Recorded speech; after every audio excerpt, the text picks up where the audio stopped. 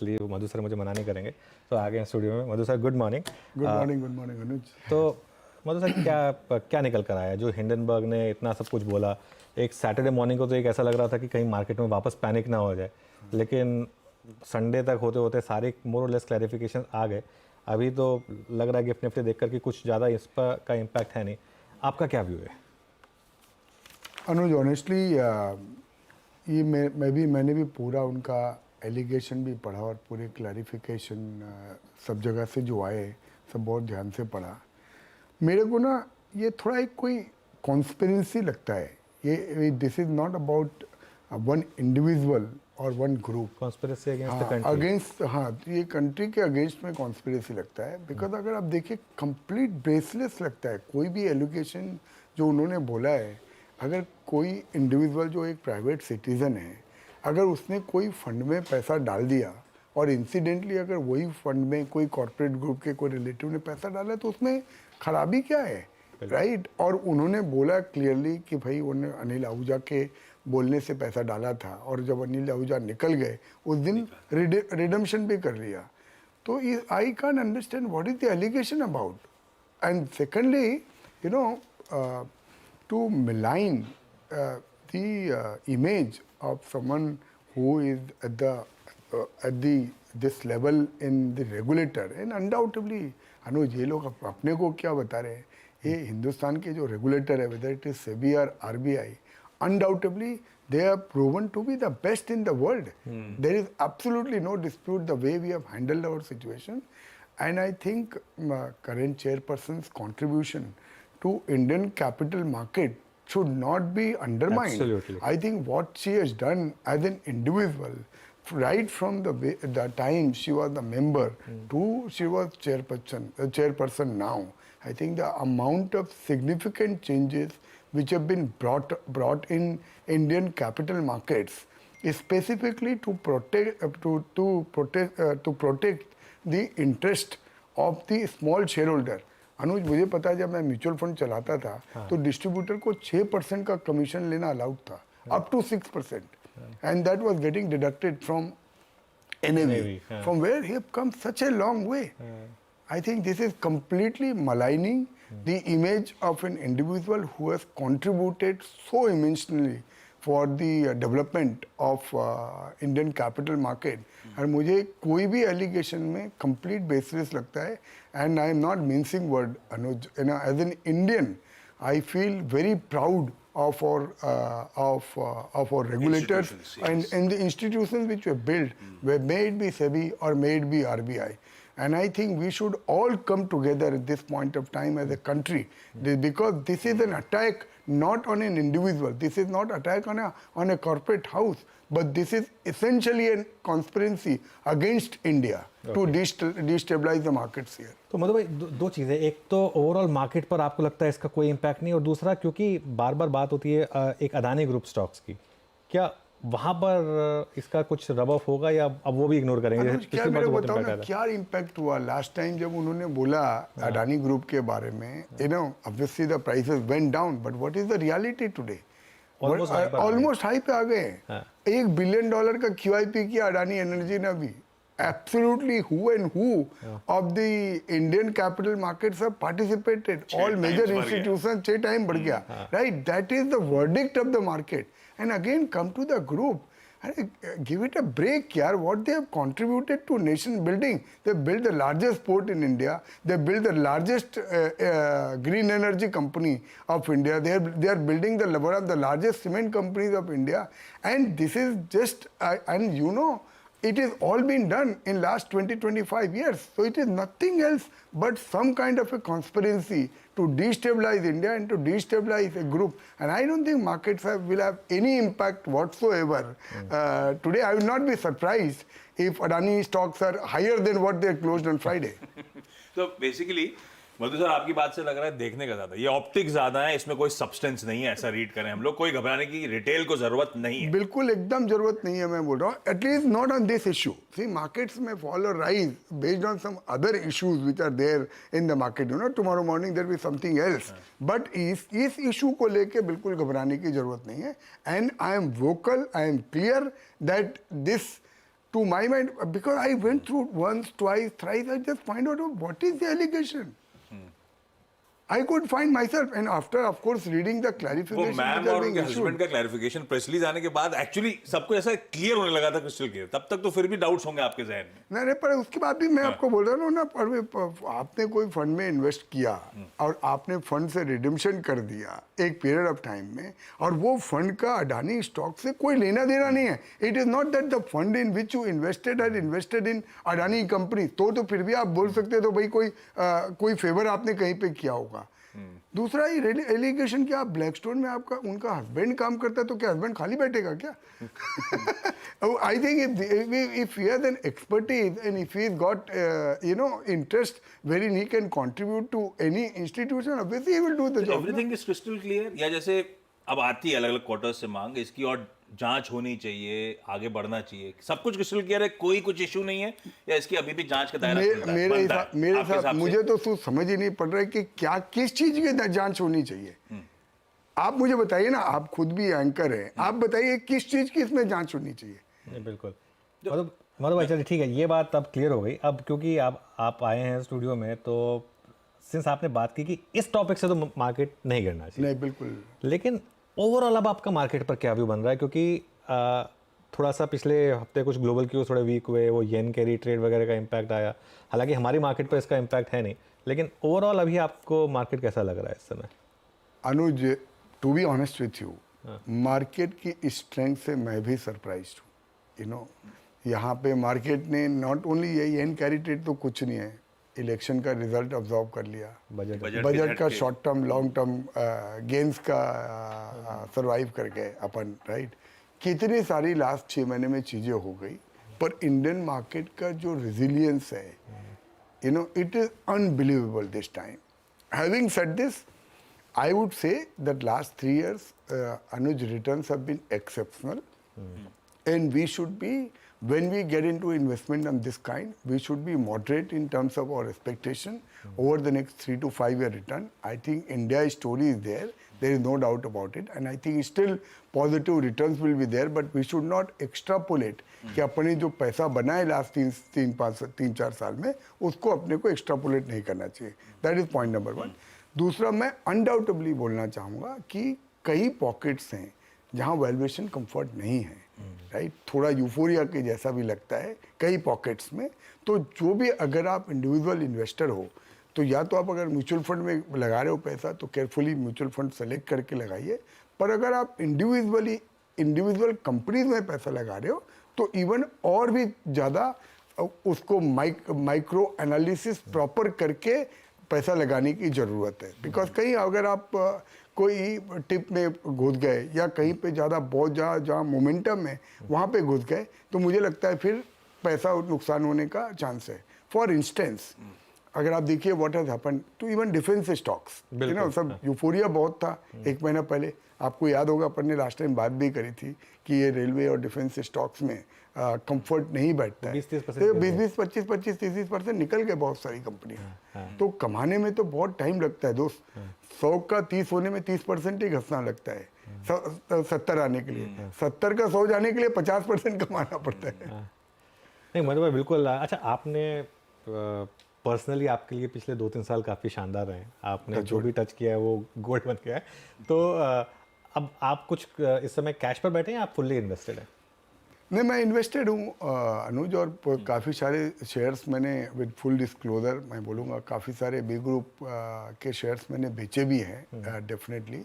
अब और मैं तो हमेशा ओपन रहता हूँ। अगर कोई अपॉर्चुनिटी अभी भी दिखती है तो मैं इन्वेस्ट करने को तैयार हूँ, पर मैं डेस्परेट नहीं हूँ। मैं ऐसा नहीं है कि मुझे आज अगर मेरे पास कुछ पैसा कैश है तो मुझे आज के आज लगा देना है। मतलब इन अ सेंस मैं आई एम हैप्पी कि अगर थोड़े दिन अगर कैश में भी बैठ गए और बाजार के मोमेंटम में 2-4-10 अपॉर्चुनिटी निकल भी गई तो ठीक है, पर मुझे गलती नहीं करना है अभी। ठीक बात। अच्छा मधु सर, जहाँ आपने कहा बाजार की रेजिलियंस से आप भी सरप्राइज हैं, तो मतलब लॉजिकली इलेक्शन वर्डिक्ट पे गिर जाना था, या बजट में जो टैक्सेशन रिलेटेड अनाउंसमेंट से गिर जाना था, हम गिरे नहीं, गिरे भी तो उससे ज्यादा बहुत शॉर्ट बाउंस बैक करते हुए नजर ये आए। टिपिकल बुल मार्केट है दोस्त, 2 घंटे से ज्यादा रिएक्शन हाँ, रुकता ही नहीं वो है, time करेक्शन और रुकता ही नहीं contract होता ही चले जा रहा है, है। 2-4 घंटे से ज्यादा करेक्शन रुकता ही नहीं है। अच्छा, पॉकेट्स बताया आपने जहाँ पे वैल्यूएशन स्ट्रेच नजर आ रहा है या किसी न किसी रीजन से। ओवरऑल मार्केट्स के निफ्टी के वैल्यूएशंस, क्योंकि हम लोग नहीं, overall हम क्योंकि रिजल्ट सीजन के लास्ट लेग में आ चुके मोटे मोटे नंबर्स में बहुत ज्यादा उत्साह नजर नहीं उत्साह आया। नहीं है, ये करंट क्वार्टर के नंबर में उत्साह नहीं है, नहीं आया। Definitely I agree with you. पर अगर आप देखो ओवरऑल वैल्यूएशन ना निफ्टी में ऐसा बहुत ज़्यादा स्ट्रेच नहीं है 1 ईयर डाउन द लाइन। अभी भी अपन 20 टाइम पी की बात कर रहे हैं, जो हिस्टोरिकल जो एवरेजेस है वहीं पे कहीं पे है। थोड़ा तो प्रीमियम होगा ही, क्योंकि अभी क्या वैल्यूएशन में लोग एक चीज़ मिस कर रहे हैं।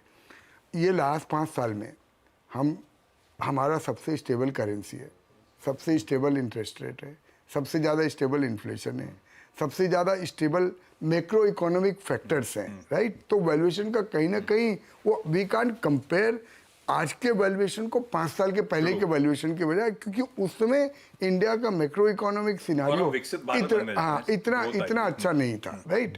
तो थोड़ा वैल्यूएशन का प्रीमियम तो जस्टिफाइड है। तो ओवरऑल निफ्टी में ऐसा यूफोरिया नहीं लगता है, इंडेक्स लेवल पे यूफोरिया नहीं लगता है। इंडिविजुअल कंपनीज, इंडिविजुअल सेक्टर्स में केयरफुल रहने की जरूरत है। अच्छा, आपने कहा अपॉर्चुनिटी मिलती है तो I am open for opportunity. Absolutely. अब अपना रिटेल के पास पैसा लिमिटेड है, अपन भी एक काम करें, थोड़ा सा कैश में बैठे या नहीं बैठे, फुली इन्वेस्टेड है, क्योंकि आपके पास है, आपके पास अपॉर्चुनिटी आती है, तलाश तो आपको मिल जाती है और उसके लिए आपको डिप्लॉय करने का पैसा है।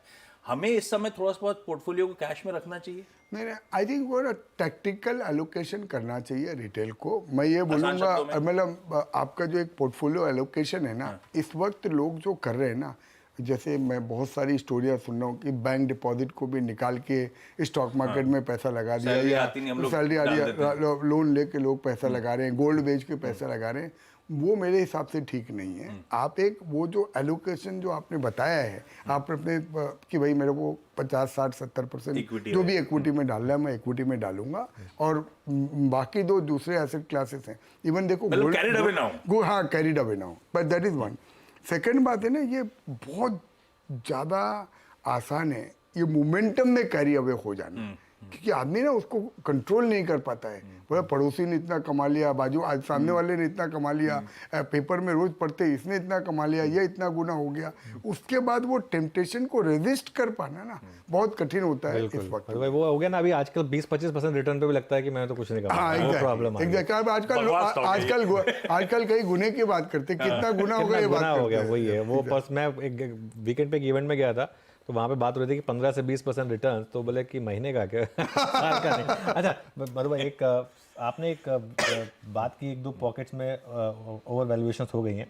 एक आध पॉकेट जिस पर आप सबसे पहले बुलिश हुए, जैसे PSU बैंक्स, आपने जब बॉटम का भाव था तब आके इसी चैनल पर आपने कहा था कि ये बहुत ज़्यादा बॉटम का भाव है, और आपने पूरा वो लॉजिक दिया था कि सारे NPA सिस्टम के निकल चुके हैं, इतने सालों की जो NPA साइकिल है वो ख़त्म हो चुकी है। PSU बैंकों में एक बड़ी रैली आई, लेकिन अब पिछले 3-4 महीने से ये फ्लैट है, कुछ नहीं कर रहे हैं।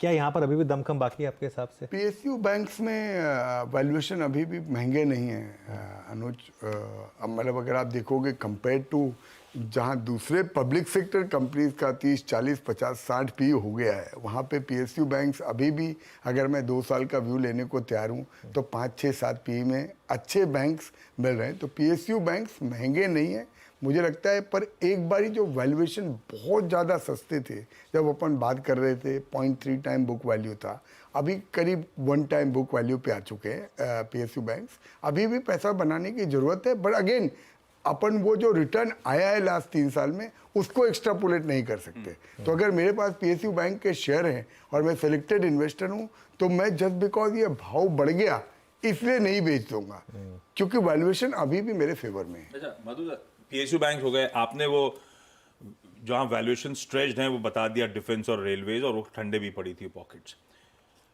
स्टॉक्स पे नहीं जाऊंगा क्योंकि आप टटोलोगे नेटवेट पे तो आपको मधु सर के पसंदीदा आइडियाज मिल जाते हैं। पर इस समय वैल्यूएशन कंफर्ट किसी पॉकेट में नजर भी आ रहा है क्या, या सब जगह जस्ट ही है और या फिर ओवर स्ट्रेच्ड है? नहीं, डेफिनेटली कंफर्ट है 100%। अदरवाइज तो हम 100% कैश पे होते थे।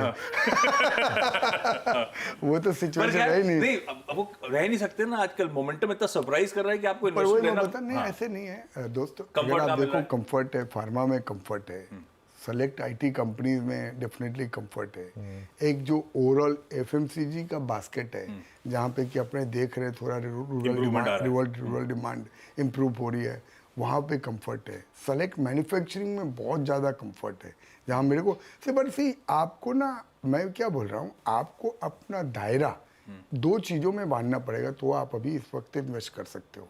एक आपकी रिटर्न एक्सपेक्टेशन मॉडरेट होनी चाहिए, दूसरा आपकी जो अवधि है पैसा लगाने की, वो कभी आप ये नहीं बोल सकते हो कि मेरे को 6 महीने में पैसा कमाना है। अगर मेरी अवधि 3 साल की है, जैसे मेरे जैसे इन्वेस्टर मैं देख रहा हूँ कि 3 साल में यहाँ पैसा बनेगा क्या, अभी भी मैं बहुत एक्साइटेड हूँ। मुझे लगता है बहुत सारे मेरे पोर्टफोलियो की कंपनियाँ 3 साल में हो सकता है, यहाँ से भी 2-3 गुना हो सकती है इंडिविजुअल स्टॉक बेसिस पे।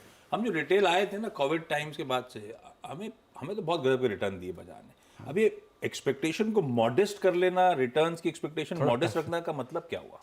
कितना एक्सपेक्ट करूं? मैं बोल रहा हूँ कि अगर ये बाजार लास्ट 3 साल में मेरे ख्याल से 30% कैगर हुआ है, राइट।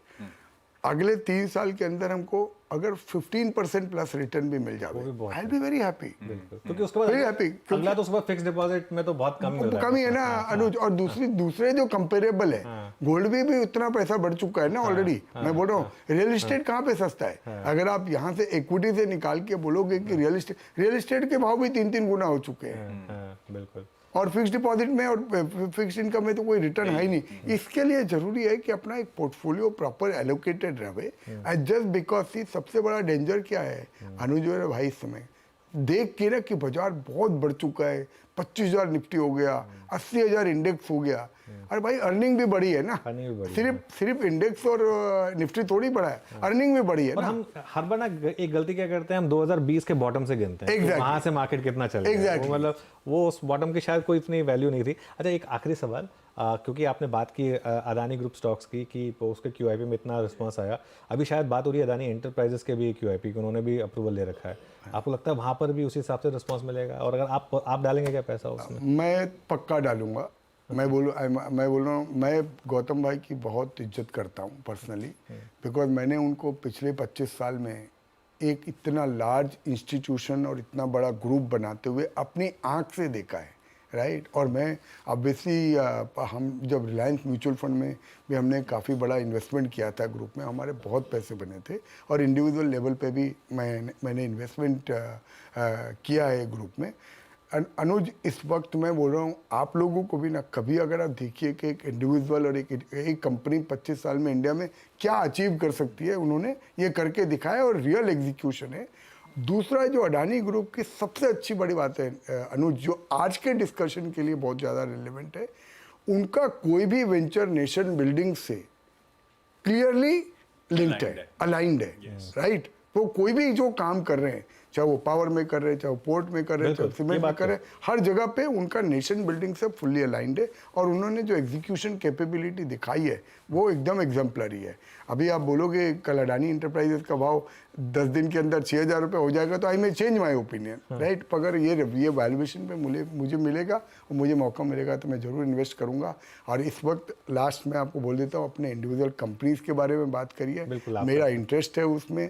कोई भी आदमी जो भी मेरी एडवाइस के ऊपर अमल करना चाहता है वो खुद अपना होमवर्क कर ले और उसके बाद फिर इन्वेस्ट कर। ये बात बिल्कुल सही कही मधु भाई ने, एक स्टैंडर्ड डिस्क्लेमर कि जो भी स्टॉक्स की बात हुई है उनमें मधु सर का इन्वेस्टमेंट हो सकता है। Madhu sir, thank you so much, इतने बड़े दिन पर आप यहाँ पर आए, हमारे साथ हमारे स्टूडियो में आए और हमसे बात की। Thank you so much, thank you so much. Thank you Madhu sir. चलिए अब जरा वापस सारे